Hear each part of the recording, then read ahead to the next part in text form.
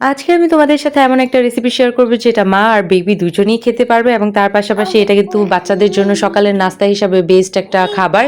তো আমি কিন্তু নাসানকে আজকে ব্রেকফাস্টে এই খাবারটাই বানিয়ে দিচ্ছিলাম। আর তার পাশাপাশি কিন্তু আমিও এটা দিয়েই আজকে ব্রেকফাস্টটা সেরে নিয়েছি। সকালবেলা উঠেই যেহেতু মাদের অনেক বেশি ব্যস্ততার মধ্যে দিয়ে সময় কাটাতে হয়, সেই ক্ষেত্রে কিন্তু মারা এই রেসিপিটা বাচ্চাদের বানিয়ে দিতে পারো। খুব সহজে ঝটপট হয়ে যায় এবং তার পাশাপাশি এটা তোমরা বসিয়ে রেখে হচ্ছে বাসার আরও অনেক কাজ করে ফেলতে পারবে। তো আমি কিন্তু প্রায় সময় নাজহানকে এই পুডিংটা বানিয়ে দিই। এই খাবারটার মধ্যে কিন্তু আমি কলা, ডিম, সুজি এগুলো ব্যবহার করব। আর এই ৩ টা সমন্বয়ে কিন্তু খুব মজাদার পুষ্টিকর একটা খাবার রেডি হয়ে যাবে। ডিম কিন্তু প্রোটিনের ভালো একটা উৎস। তাছাড়াও ডিমের মধ্যে ভিটামিন এ এবং ডি থাকে, যেটা হচ্ছে বাচ্চাদের বৃদ্ধিতে সাহায্য করে।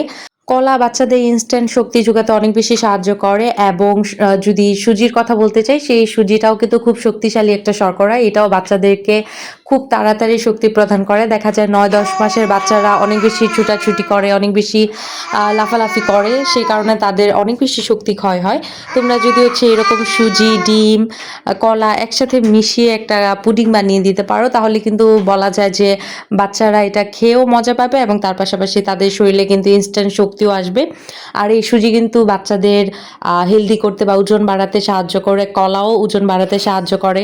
কলাতে প্রচুর পরিমাণে পটাশিয়াম এবং কার্বোহাইড্রেটও থাকে। তো এই সব কিছু কিন্তু খুব ভালো একটা অপশন হতে পারে বাচ্চার জন্য সকালের খাবার হিসাবে। তো এখানে কিন্তু আমি কিছুটা বাদাম পাউডার ব্যবহার করছি। বাদাম পাউডার কিন্তু বাচ্চাদের মস্তিষ্ক বিকাশে অনেক বেশি সাহায্য করে।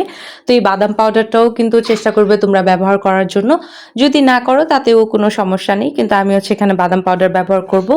আর আমি কিন্তু এখানে অল্প পরিমাণে ঘিও ব্যবহার করেছি। ঘি কিন্তু ওজন বাড়াতে অনেক বেশি সাহায্য করে। যে বাচ্চাদের ওজন একদমই বাড়ছে না, তাদের খাবারে কিন্তু ঘি ব্যবহার করতে পারো। সেই ক্ষেত্রে কিন্তু বাচ্চার ওজন খুব দ্রুত বাড়বে। ঘি হচ্ছে হেলদি একটা ফ্যাট। এই ফ্যাটটা হচ্ছে বাচ্চাদের জন্য খুবই উপকারী। ভালো ফ্যাট যেহেতু, তাই হচ্ছে এটা তোমরা বাচ্চাদেরকে দিতে পারবে। আমি কিন্তু নাজহানকে সবসময় ঘিটাই দেই। যে কোনো খাবারের সাথে তাকে আমি অল্প পরিমাণে ঘি দেই।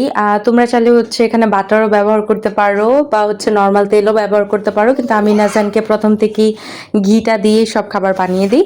তো এখানে হচ্ছে একটা বাটির মধ্যে আমি নিয়ে নিয়েছি একটু ঘি ব্রাশ করে, সেটার মধ্যে হচ্ছে আমি কলা, তারপরে হচ্ছে সুজি আর যেই ডিমের পেস্টটা বানিয়েছিলাম সেটা হচ্ছে নিয়ে নিয়েছি। আর অবশ্যই এই পেস্টটার মধ্যে কিন্তু আমি অল্প পরিমাণে পানি ব্যবহার করেছি, যেহেতু এটার মধ্যে আমি সুজি দিয়েছি। সুজি কিন্তু অনেকটা পানি হচ্ছে শোষণ করে। সেই ক্ষেত্রে তোমরা যদি এখানে পানি না দাও, খাবারটা কিন্তু অনেক বেশি ড্রাই হয়ে যাবে। সেই কারণে আমি এখানে অল্প পরিমাণে পানিও অ্যাড করেছি।